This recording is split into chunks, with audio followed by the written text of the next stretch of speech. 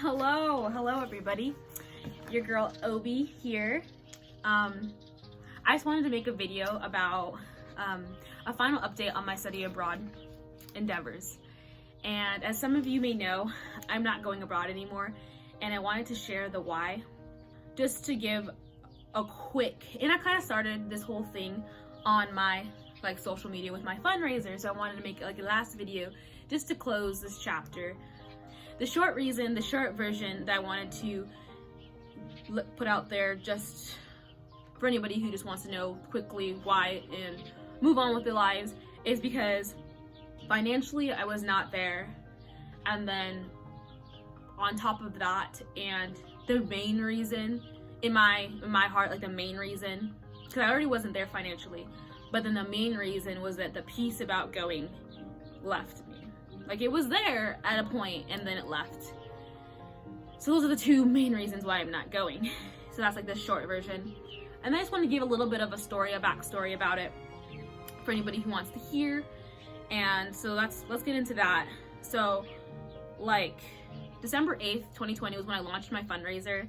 And but even prior to that, I had been trying to study abroad for many years because I just really was intrigued, and I still am, with this idea of studying abroad and just getting to know an experience beyond your American experience. And I already got a taste of that when I visited Nigeria, but I kind of hungered for more of it, and I wanted to go abroad. First it was Australia, and then it was South Africa. And I launched my fundraiser December 8th, 2020, and that was really epic.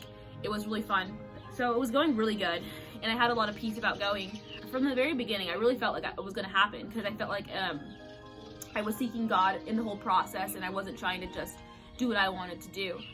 And I was taking a class called History of Modern Africa, and I posted about that. I wasn't trying to take that class. It kind of just happened, and I learned so much about South Africa, and it made me want to go even more. And I got to talk to some students at Corbin that are from South Africa, and that made me want to go even more. And just learning on my own, I was like, wow, I really, really want to go to this country. And then I got accepted into the program I applied to, CIEE, so that was another good thing that was very encouraging, that I got accepted, and was like, wow. I even got offered some financial aid. And then with fundraising and working a lot, I was able to make quite a bit of money, and so I felt pretty good about going in that regard as well. But then things started going sour.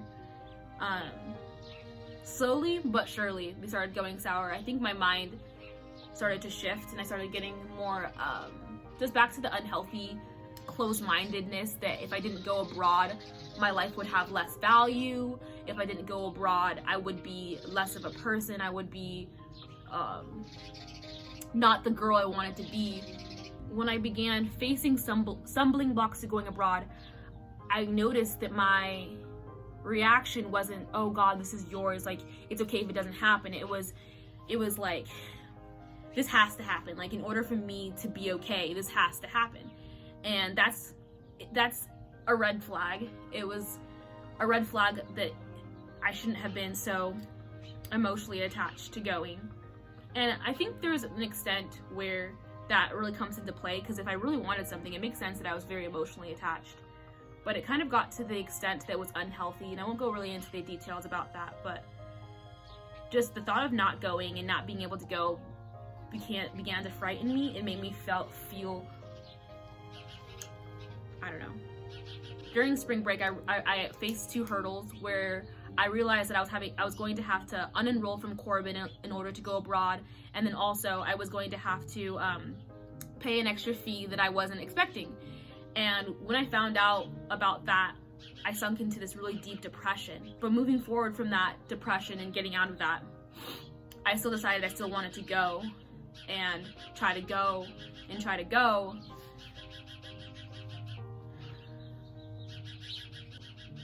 And so much happened, just especially after spring break till now. So much happened. I stopped praying at a point. And reading my Bible, because I felt something in my heart, this uneasiness in my heart, and I didn't want to address it because I was scared of what it was from.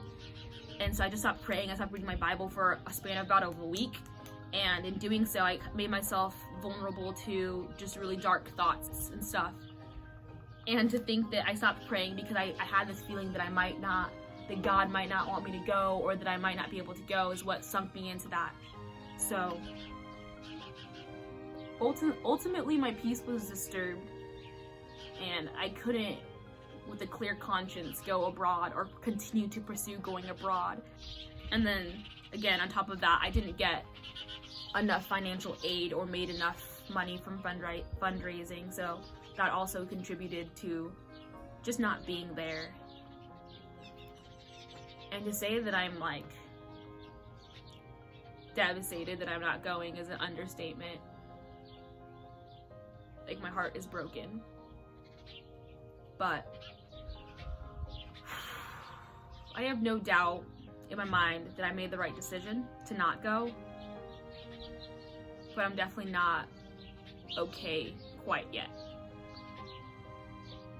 So I definitely wanted to share a little bit about this, because not only did I start this whole journey on my social media, but I also love documenting things and sometimes oversharing. So if I overshared in this, I don't think I did though, but if I overshared in this, that is something I need to work on. But I wanted just to invite you guys into this journey, this disappointing but really very real journey of mine.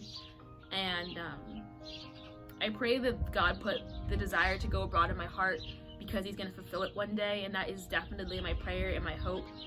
For all the donors who donated, I was able to reach out and return donations to people who wanted me to return it, and then a lot of people asked me to keep it, which was so sweet. Very encouraging. So thanks to all of you donors and all the prayers and everybody who lifted me up and said I was gonna make it. I was gonna make it, if it was God's will, and I really just don't think it was for this fall. But who's to say what the future holds? Thanks for watching. Bye.